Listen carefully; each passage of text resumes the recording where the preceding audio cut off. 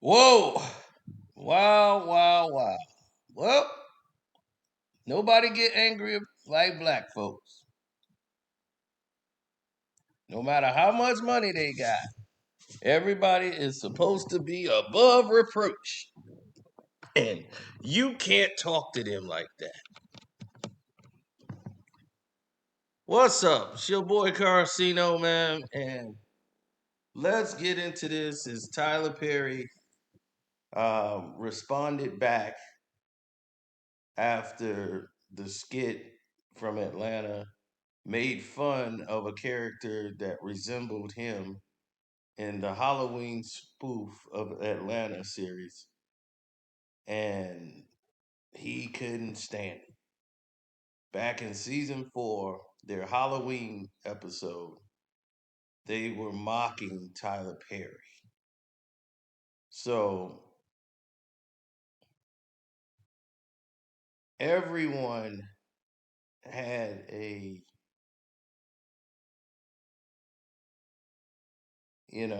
different position about it.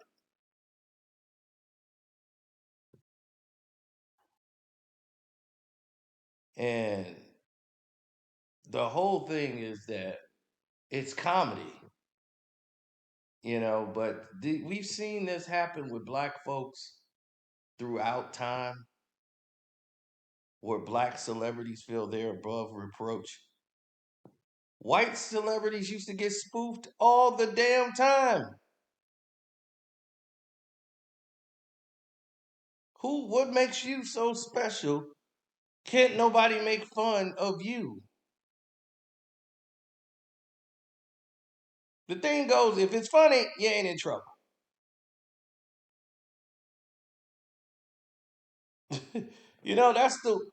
That's the way it normally used to go. So in Atlanta, they had Mr. Chocolate. This producer who owned this set, he wrote his own plays, and he had this crazy work schedule. And it was funny because the character resembled Tyler Perry and how Tyler Perry allegedly is treating his workers. And it's crazy. It's been almost a year, and if not over a year, since that episode has aired. But Tyler Perry is just going on and on behind the scenes, just like bitter, and he's at the Tribeca Film Festival, and the people there were saying, like, yeah, Tyler Perry's people. It's getting back to Donald Glover. He actually reached out to Tyler Perry. He had Tyler Perry's number. He reached out to him, sent him a message, and Tyler Perry did not respond. And he was like, I'm not shitting on you, bro. Like, I just told you, man, look, I'm poking some fun at you, and, kind of resembles you. Now, this was written not by Donald Glover, which many people were shocked. He portrayed the character, but it wasn't written by him. It was written by a black woman. A black woman wrote this. So when she wrote it, it didn't surprise a lot of people. It was very well written. Donald Glover just added his Donald Glover to it, to the performance, but it was gold. I didn't understand his whole drawback into this. And after all these months later,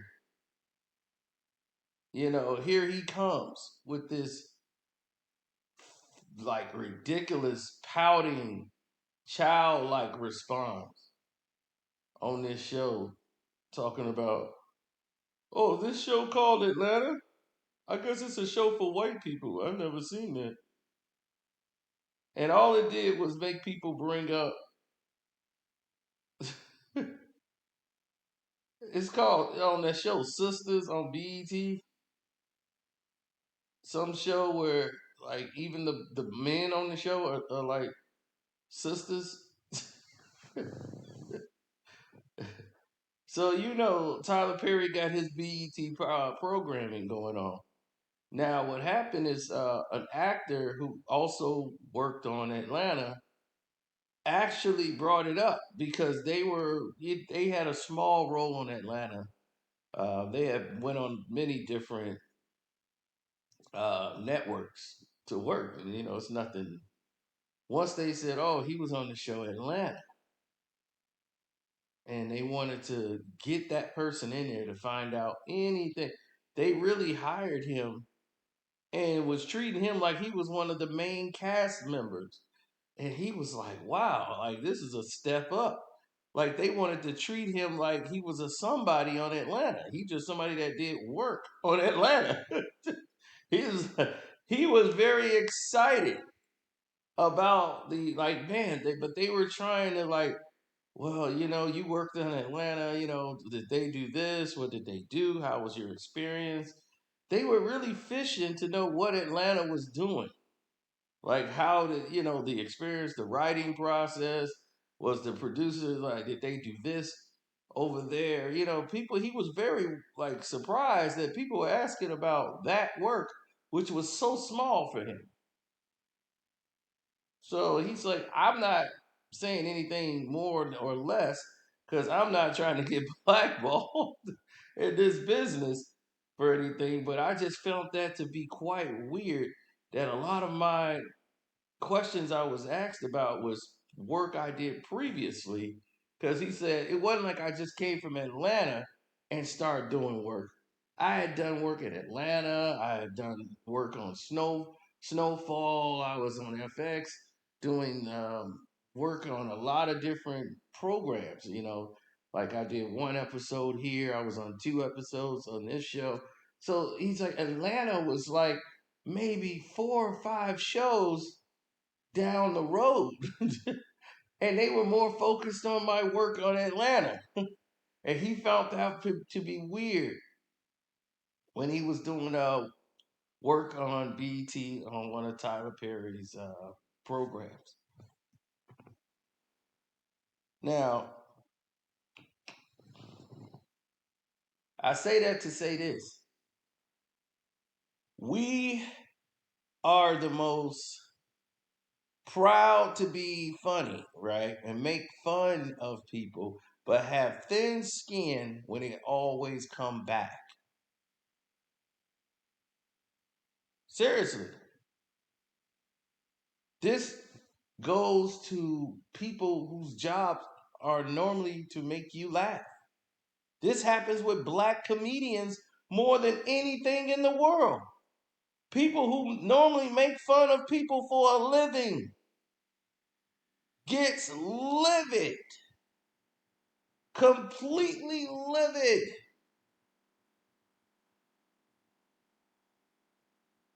when you start mentioning other people making money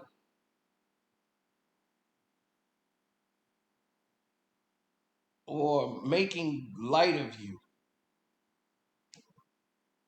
And it's funny. And other people are laughing because it's funny. Instead of embracing it and saying, okay, all right, well, I'm going to come back with something funny, you get bitter. He got a guy on there talking about, um, Tyler Perry is hilarious, dog.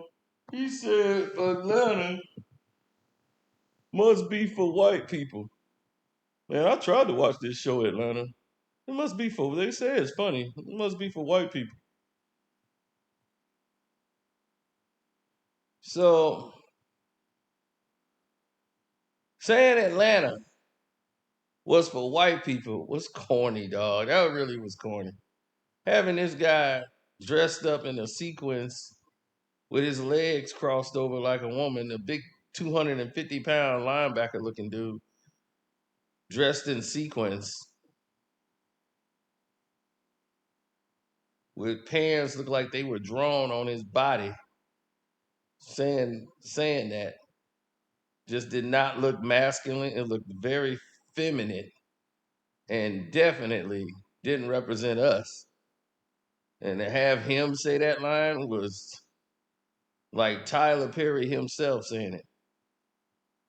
Well, Tyler wrote it, of course, because he writes everything. So it's funny. It's not like he has a team of writers.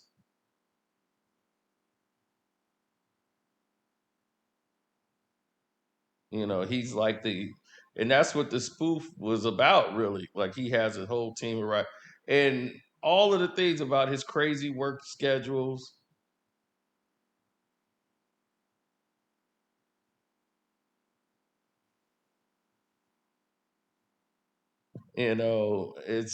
It's funny how he runs it like almost a drill sergeant.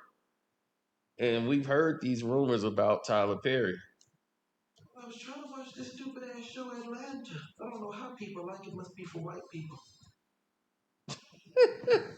This is a goofy.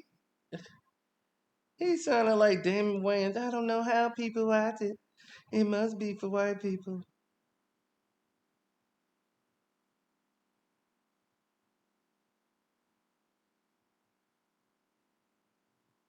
Oh my God. People was like, man, last season 4 was the funniest I had seen. They was like, man, why would he like a show like Atlanta? It don't fit. He's like, it's just a satire, man. Ain't nobody trying to dish you.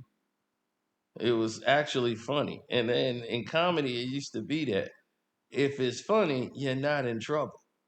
But now that has gone way past the line. And because Tyler Perry is so weird and particular about how he does things and how he rushes the film schedules and all these different stereotypes, about him, he just didn't like it, even though it was funny.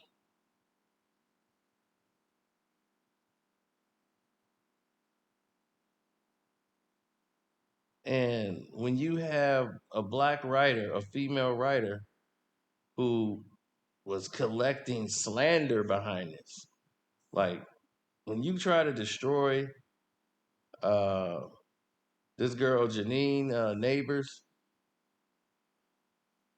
who wrote the episode, a black woman, a black female writer who wrote that, and she drew inspiration from Perry, but not just him. She said this is an what they call that, amalgamation of like different people.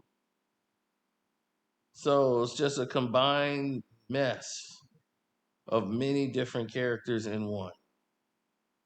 He represents many people in Hollywood that kind of have this similar aesthetic of blackness and the art of the stories and all of this stuff, right?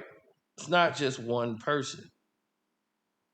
You see, when Tom Cruise did this in Tropic Thunder, when he was making fun of these executives, a lot of people thought he was making fun of Harvey Weinstein. And he was like, I want the hands bigger, more hairy, like a producer. And so when his character came in there and he played that in Tropical Thunder, it just G5, baby. So it resonated and a lot of people laughed. Did Harvey Cartel get mad and go after Tom Cruise? Not Harvey Cartel, but Harvey Weinstein. Did he get mad and go after Tom Cruise? Hell no, he didn't. He didn't do that at all. He just ignored it like, well, whatever. It's a movie. What I'm supposed to do? Care about that? I got more actresses to fondle. Shoot, he ain't got time. Now,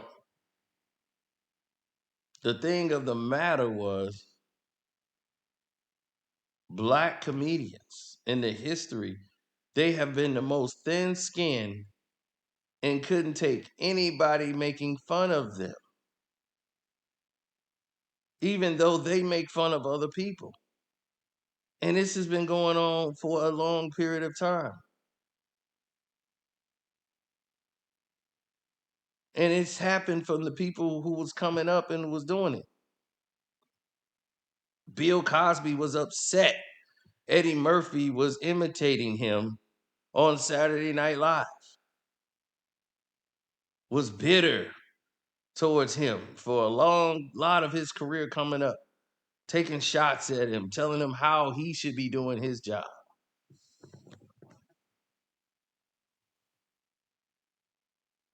So all of these things was happening in the industry, right? Then you have David, what's his name?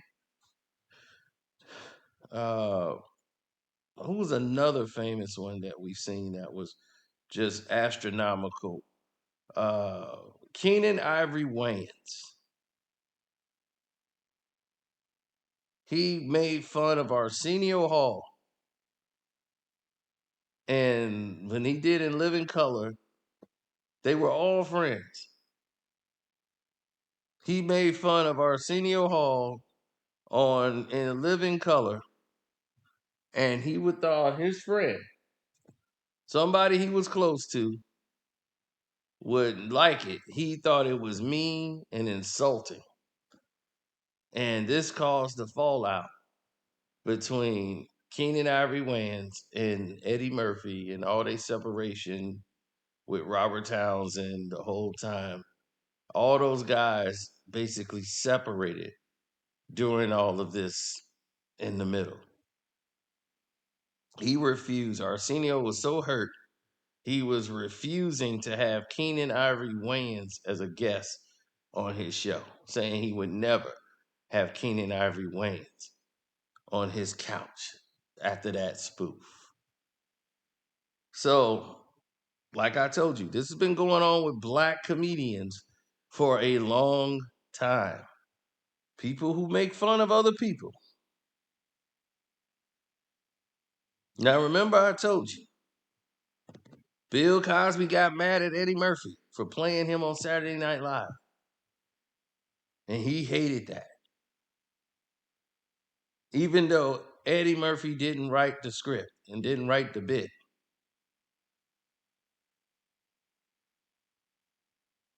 You know, he added some insight, but the bit was written by Saturday Night Live's cast. He was mad at Eddie Murphy and Lauren Michaels and everybody. Now, you got to understand, this is right before like the Cosby Show aired. So he wasn't the Cosby Show Bill Cosby yet. This was still stand up Bill Cosby.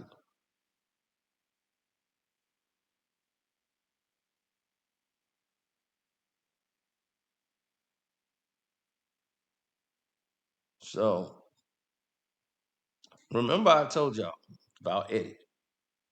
I'm like, oh, Eddie was he loved, like to do this, and he couldn't believe Bill had took that approach towards him. Once somebody, I think it was, who is that? Another comedian made fun of Eddie Murphy. It might be the guy that's on Comedy Hype, Pierre, at Eddie Murphy's house. Made a joke about Eddie Murphy, and Eddie Murphy felt the type of way. He was at Eddie's house, and he said a joke or whatever. He was joking with Eddie, and Eddie took offense. Now, Eddie's a major star in Hollywood. He has performed in all of these different movies. And then this happens. And that was that.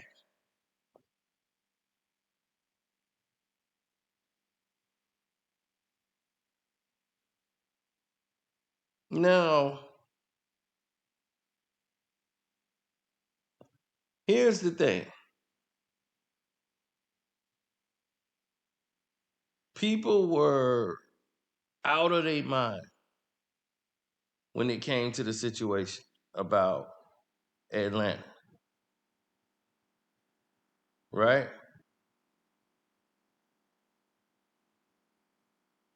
They couldn't believe it that Tyler Perry would stoop so low.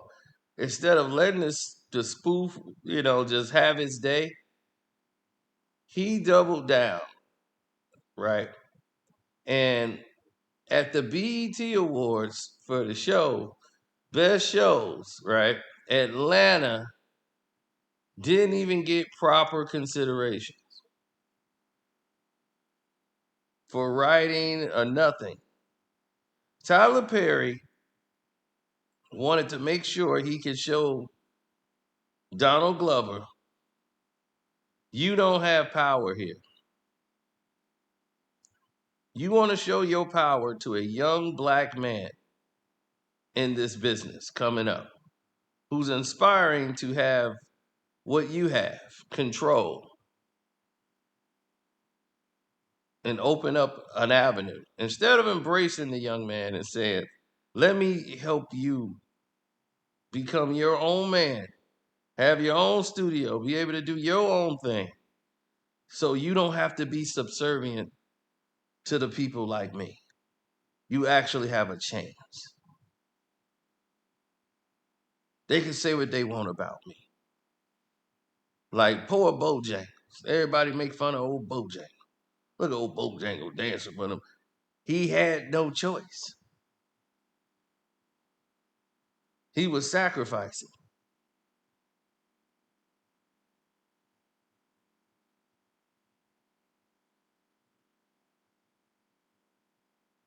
Now, all these other people, oh, it's getting crazy.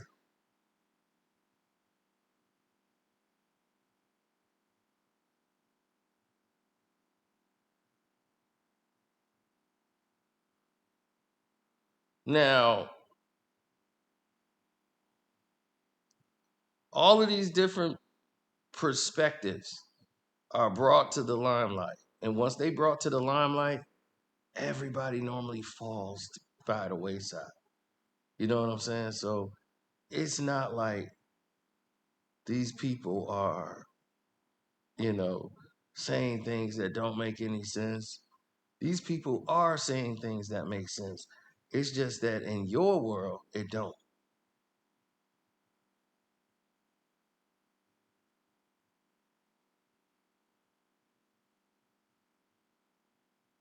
Now, a lot of people might say, where do we get these people in Hollywood now? A lot of the talent has been thrown by the wayside. And I remember Don Lewis, uh, the actress who played on A Different World. She struggled to get work. And her and Chris Rock, who was just starting his career, and he was in I'm Gonna Get You Sucker and doing all of these different things.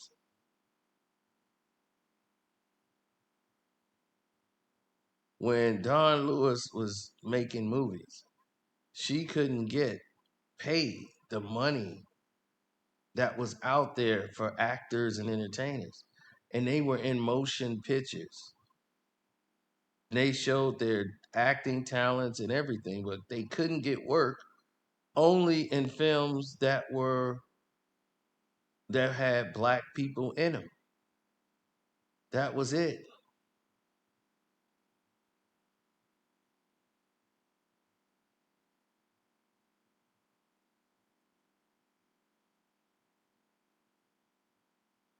So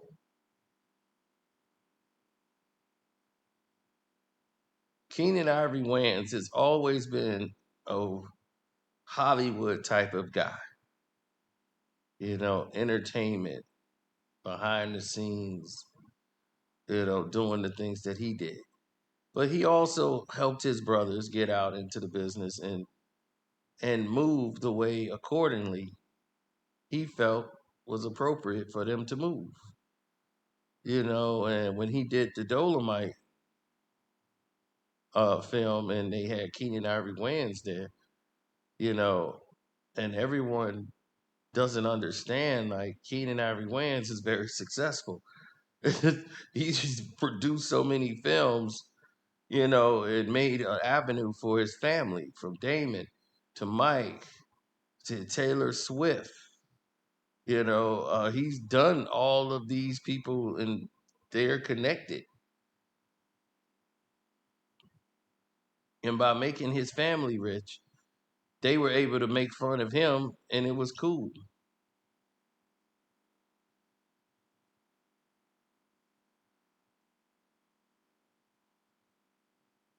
No, they keep talking about toilet bowl humor. That's how they used to lure everything that he did and try to make a joke of it. But what Keenan did was give people an avenue so that they could come up in the game. And you see people like Antonio Vargas, how he had a career in this game and couldn't get work in Hollywood. To Keenan Ivory Wayans came along and opened that door. And then you see Don Lewis from A Different World. She had to take small roles, and people didn't see her again until she did she did the movie Dreamgirls, and she had a small role in that. But she did some character acting off the screen. She was in Grey's Anatomy. In the latter part of her career, she started to get work. And she was glad she never went public and started.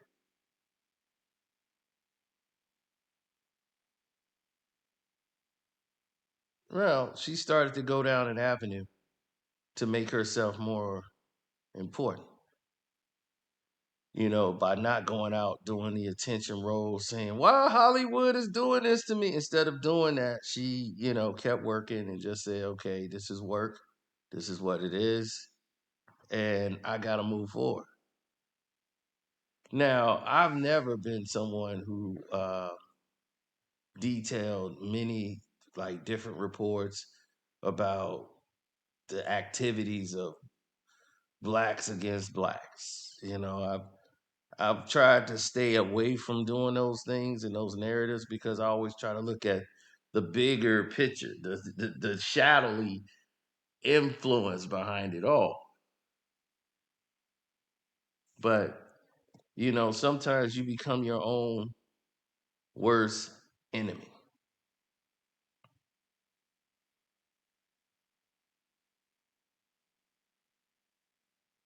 Now, when you're looking at the situations around you,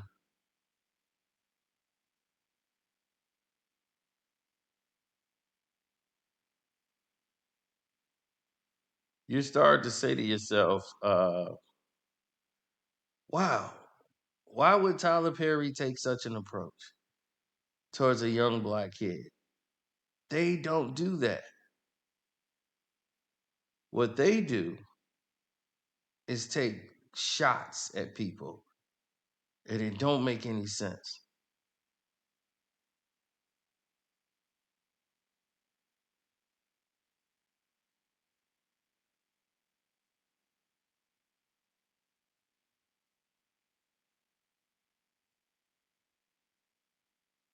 Well, when it comes out about the affairs of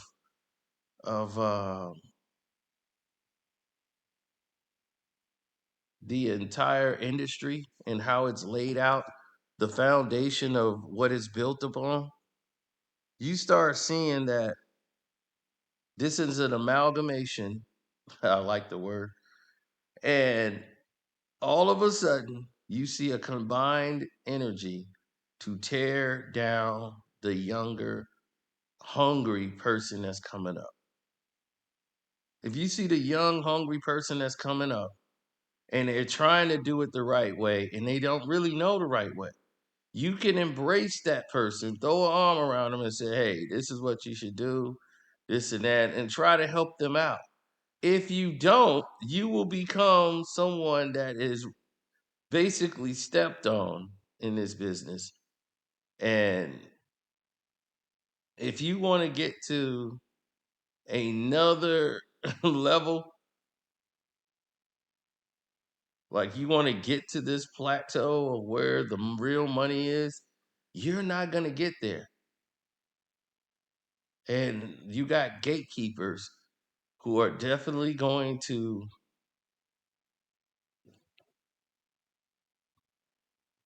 they're going to definitely let you know how they feel about you.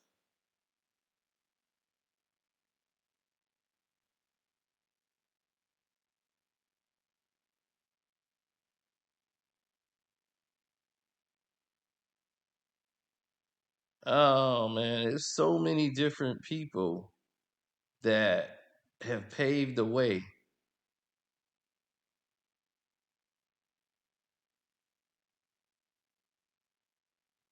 And when you see these people make their way, it's like they don't even want to reach back and help other blacks because they feel, oh, they're going to turn on me or they're going to do this. And they would help a white guy before they would help a black guy do something.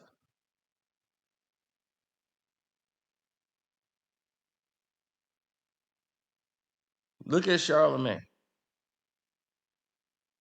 right? They said, well, Charlemagne tried to help a lot of black guys. They just didn't listen. Charlemagne went with who? Andrew Schultz, right? Now, Andrew Schultz is out there making probably more money than Charlemagne when Charlemagne was out there doing his thing. Andrew Schultz, who does absolutely nothing, actually moves around, does a podcast like show where they come in and they do this talk. The show is not that interesting, but yet he's paid a fortune.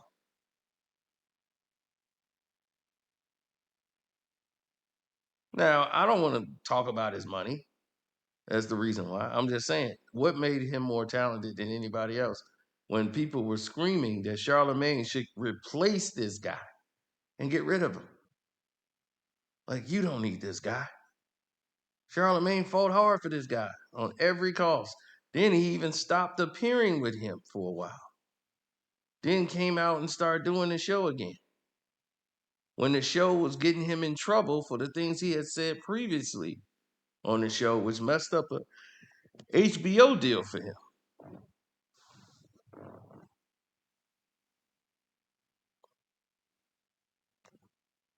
So now you got to look at another picture. Why is Tyler Perry so fickle? Many would say because he possessed a lot of estrogen.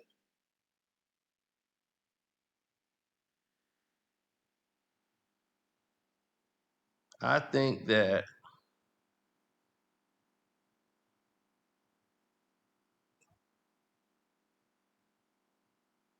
this is the reason why a lot of actors don't like working with Tyler Perry.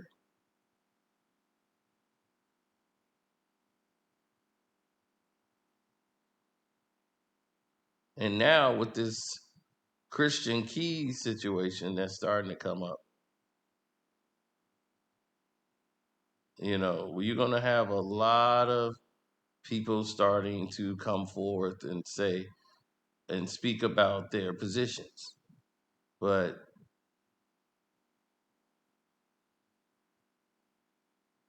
a lot of people were, you know, were afraid of the power that was possessed by Tyler Perry to speak out. Once there's blood in the water, all his former friends, all the people he used to be cool with, all those people are going to start to speak.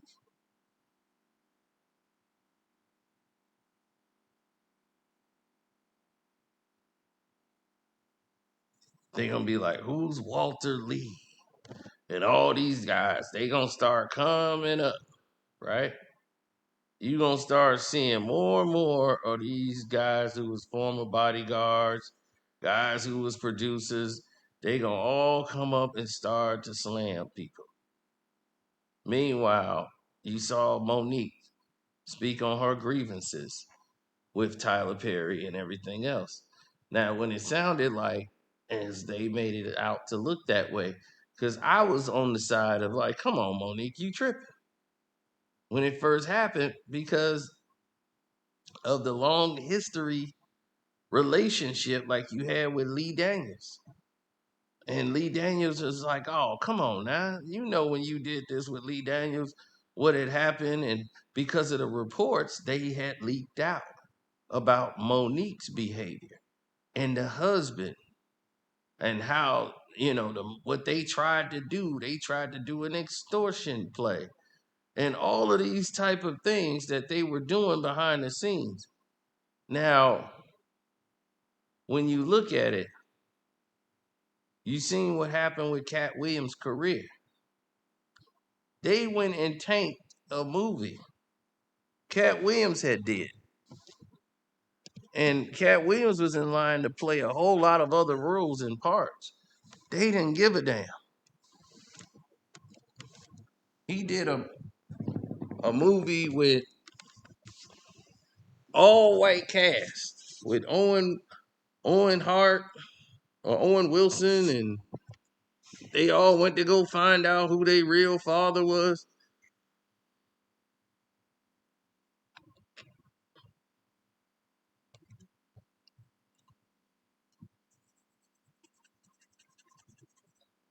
You see, when white folks make a movie about them having a daddy that they don't know, and they got to go find out who their daddy is, it's a comedy. Black folks do that, it's a drama series.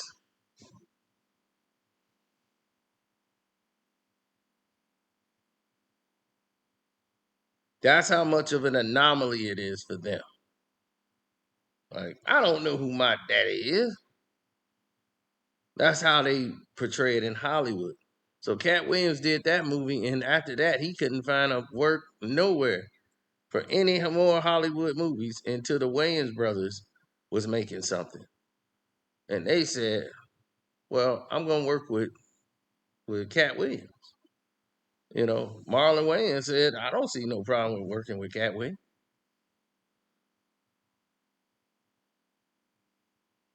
There's countless others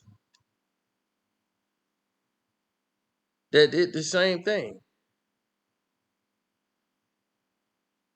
who saw what was happening with Katt, and they could have reached out and helped, but they blamed Katt's activities when he kept getting arrested, got beat up by a kid, and all this stuff on the internet as the reasons why they couldn't do anything for Katt. And this was Orlando Anderson was one of them. That was one of the main reasons why. And Kevin Hart was like, look, you created your situation. Don't get mad at Tiffany or myself or anybody else. You were the guy. You were the one in the spotlight. You blew it. You had the baton and dropped it. You did that. Not Hollywood, not anybody else, but you. You got to take some onus on that. Katt didn't agree with him doing that on that public platform after he had apologized to Tiffany already. and tried to say she wasn't funny and all of these different things. But like I said, we are quick to go after each other. To say that she wasn't funny was not a critique of her work. It was just condescending for no reason.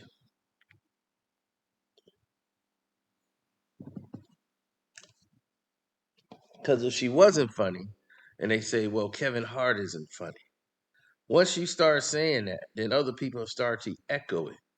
And even if they liked your program, they'd be, oh man, he ain't funny.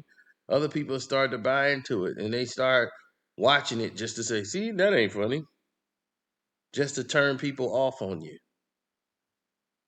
Because they think it's going to put a spotlight back on them. Now, Katt Williams will always be a better comedian than Kevin Hart. Eddie Griffin is one of the best comedians in the game. They are pure comedians. But Kevin Hart is definitely funny. There's nothing not funny about him. Does he have the best jokes? You can say that. Most of it is in story form, but he has his own style. And he brings his own uniqueness, and somebody likes it.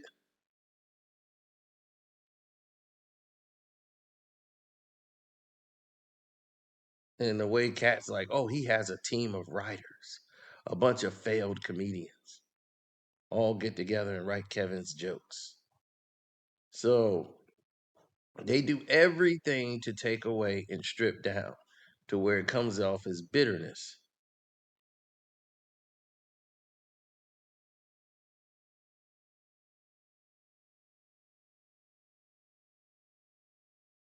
Now, when you start looking at Spike Lee, what did he do? He went at Tyler Perry, right?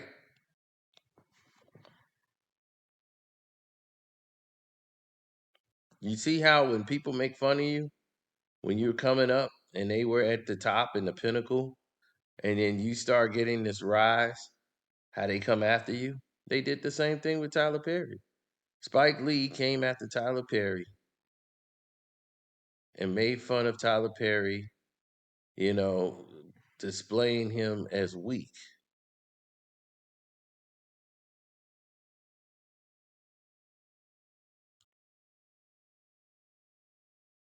And Tyler Perry had to, you know, constantly defend himself to the criticism after all these plays he was doing, which Spike Lee said that Medea, that's nothing but coonery and buffoonery. And it's no laughing matter for intelligent black women to see a black man portray them in such a way. And he just said he needs to stop doing the character the way he was doing it with this Medea thing. He was not impressed, but Medea was how Tyler made his bank. Out of all the other films that he did, and Spike Lee said he's an abomination in every sense of the word. It's the stain on the black community that only highly people that like consort acid bath might be able to wash off. But I would have expect better from a even a middle schooler when it comes to this situation. I don't see this as comedy. I see it as coonery and buffoonery. So once he came out and made such a hard stance towards Tyler Perry's energy, Spike Lee was back in the limelight. But he hadn't been hot for years. And what did he do at this day and age? Did Spike take a stand when other black directors were coming up? He did not. Spike got offended when anybody didn't honor or respected him or tried to spoof him in any kind of way. Young black directors who are not directors anymore thought Spike would help in the situation, but he didn't. He had a relationship with Martin Scorsese and all of these top performers who would give him work and say, oh, well, we'll give Spike Lee's production company some work or give some budget money for Spike. But Spike couldn't distribute his own films. He didn't have that type of power. So because Spike didn't have that type of power, he let those creators, be the ones to say, okay, well, we'll decide what you can do and what you can't do. So when you start doing roles for contemporary black artists, black men, and they donning dresses for roles, it allowed for a mass humiliation or mass devaluation of black women, which developed into real life situations, and people see that and portray that. They didn't see it as comedy. But black women in churches, they loved it. So what you were left with was a miscommunication. And Tyler Perry is basically saying, I'm Bojangles. I'm wearing the dress so I can put out those positive movies too that you see, that y'all don't talk about, like Daddy's Girls and All Good Deeds and all these other movies that I've done. So you're just focusing on Medea. Medea makes the money, it brings the revenue in so I could put out the good work that's hiring black people. So that's what Tyler is saying. Like, I know it's messed up. I know it's stupid. But if I don't do that, you don't get these other films.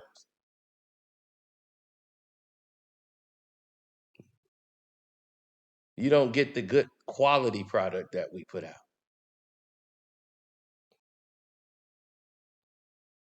Now back to Monique. Nobody was feeling sympathy for Monique. Nobody was feeling any type of empathy for her when she was going through what she was going through. Once I saw the whole thing play out and realized, oh, what's happening here? This is a situation that's entirely different. Oh, I see it now. They're trying to play her.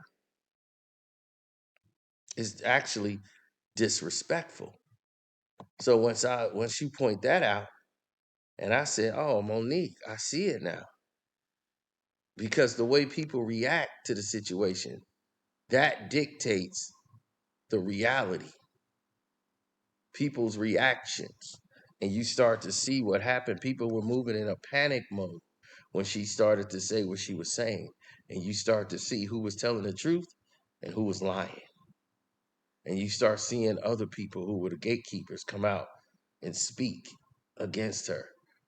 And because she mentioned Oprah Winfrey and Tyler Perry, that's black royalty. That's black gatekeepers at the finest. They got the keys to keep you in or out the door.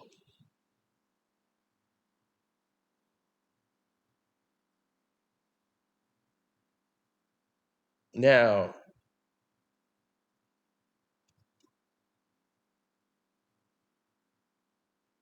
Taraji P. Henson,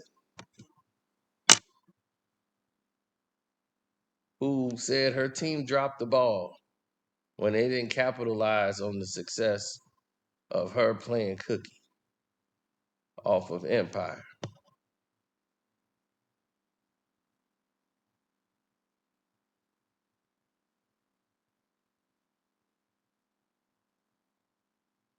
And she been in this game a long time.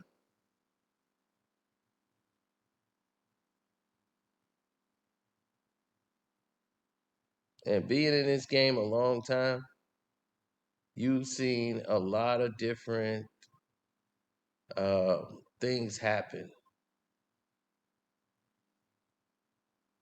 in Hollywood about blacks being underpaid for the work they put out. And that's mainly because other blacks before you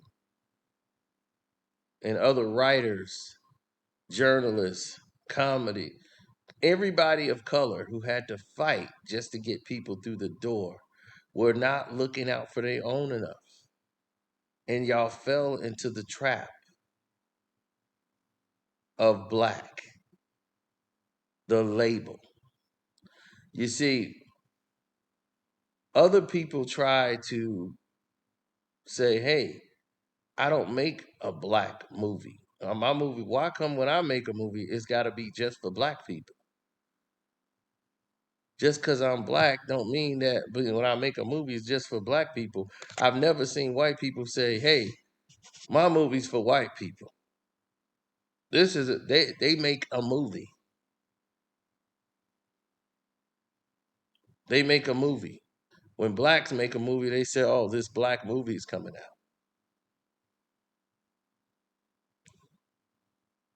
Right? They don't look at it as a film. They look at it as a black movie.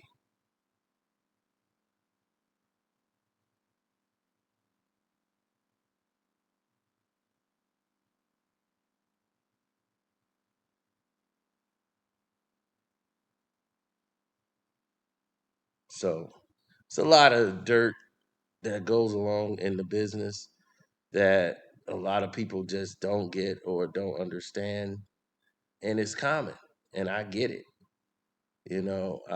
I believe in this game, you see a lot of different analogies play out. You see a lot of different people come up with ideals that don't really make sense or don't even resonate with people today. They don't care anymore. And you see it and you just like, damn, what happened? You know what I'm saying? To this game. You got so many people in this game now, it's weird almost how people like activities are. Like they don't have any care or concern about anything and they don't see the big picture. And ultimately what can end up happening is that this game is going to be all over because everybody's been begging and asking instead of saying, we got to get to the behind the scene. It shouldn't be Tyler Perry with his own production company only to distribute films in 2023 with all the success we have had as actors and entertainers in this business, which all the multi-million dollar athletes who have been in this game for years and years.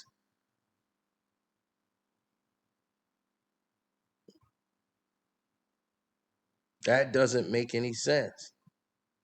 That is not adding up to prominence. That is not adding up to being successful. That is not adding up to anything that resembles progress. Blacks making hundreds of millions of dollars and less than 10% still have wealth or functioning. That's not success. That's a failure. You haven't built anything for the next generation coming up.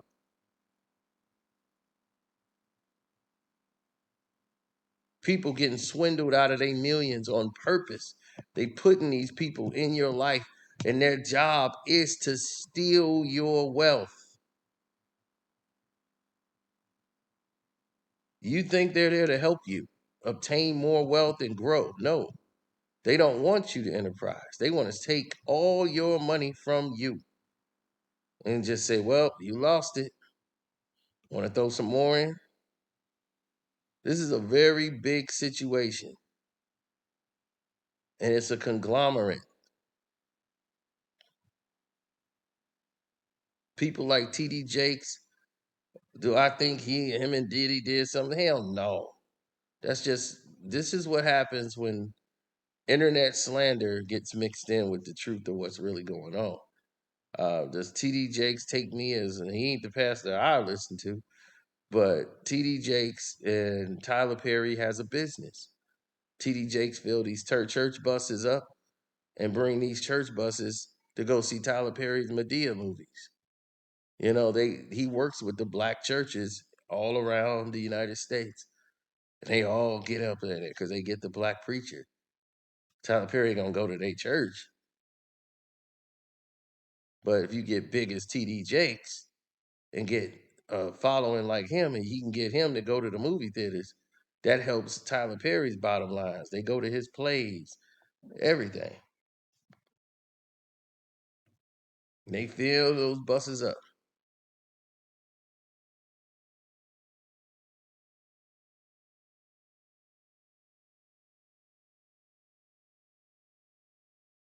So to keep themselves from being fired or humiliated, they go and do certain different acts.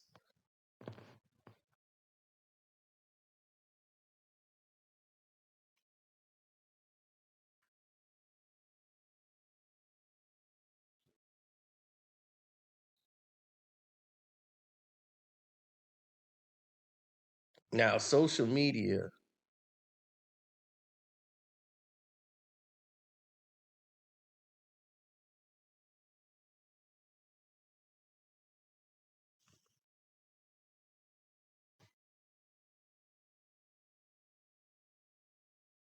has been the cancer um, of a lot of different people.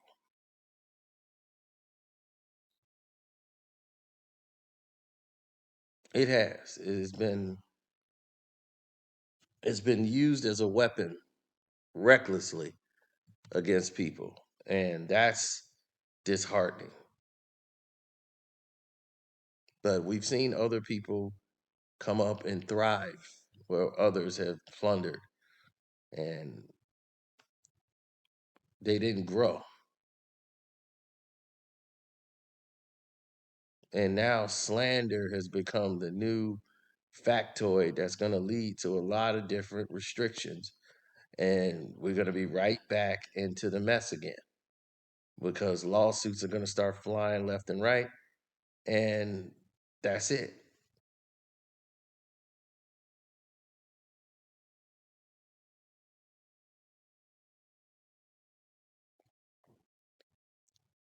Well, we've been going at this for about an hour straight, but I would employ anybody who cares about the sexuality of so many other men or stuff like that about Tyler Perry and wanted to hear more about that, go to Walter Lee Hamilton II's page.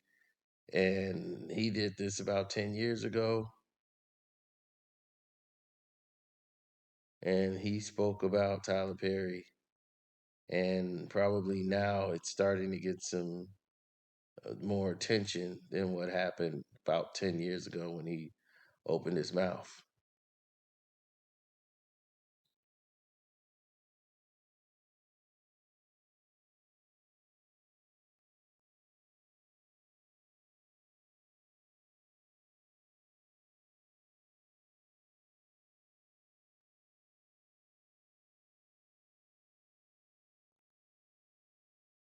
Um,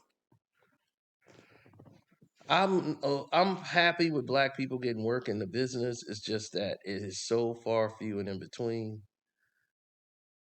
And when you have an agenda to do certain acts and certain things in this business, you start to see a turn, and they don't necessarily go for the better. Tyler Perry would want everyone to use his studios. 50 Cent wants to create his own. He wants to create his own distribution line because he's smart. So he sees the bigger picture. So in his mind, he's gonna make the type of film to make black people seem okay. We cool with this. And 50 is like, you got your lane, I got my lane. What's the problem? Hollywood and Tyler Perry and Oprah and them, they don't like that. They want to be like, all doors lead here. And that's not what 50 wants, because he's smart. He sees the door, what they're trying to do. He's already went through that with stars. He's like, look, I done went through what I went through with them. Now I went through those confessions of fire, and now I'm ready to, I know where I need to be. I need to be in the distribution area.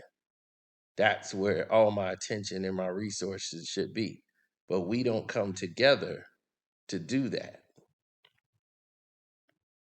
The Denzels, the LeBron James, the Michael Jordans, all of these guys who have attained certain amount of wealth in this game have not paired together and said, let's get together and build. Let's get our own. Every time they've tried to do that or said, let's meet, one of those weak individuals go run back and tell their counterpart, and that person would come in and sabotage it, and that person would get a big fat bag for doing it. They go, Massa, they looking to go and do their own thing, and they have me there. I ain't wants to be there, Master. I said this wrongs. And you see what happens.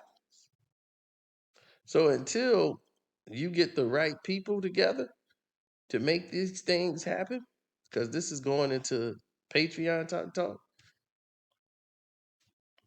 it's going to get into a whole different vibe and a whole different conversation when you start talking about the people whose faces are not on TV that could have been making changes.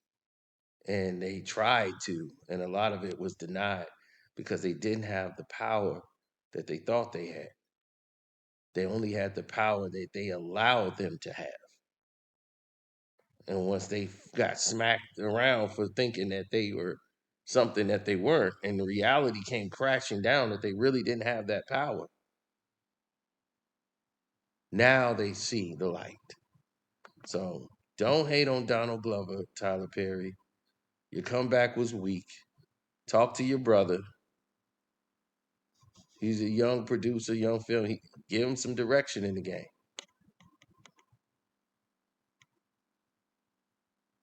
And let this be an example. Don't dish it if you can't take it. Shouts out to Kwame Brown, Bust Life.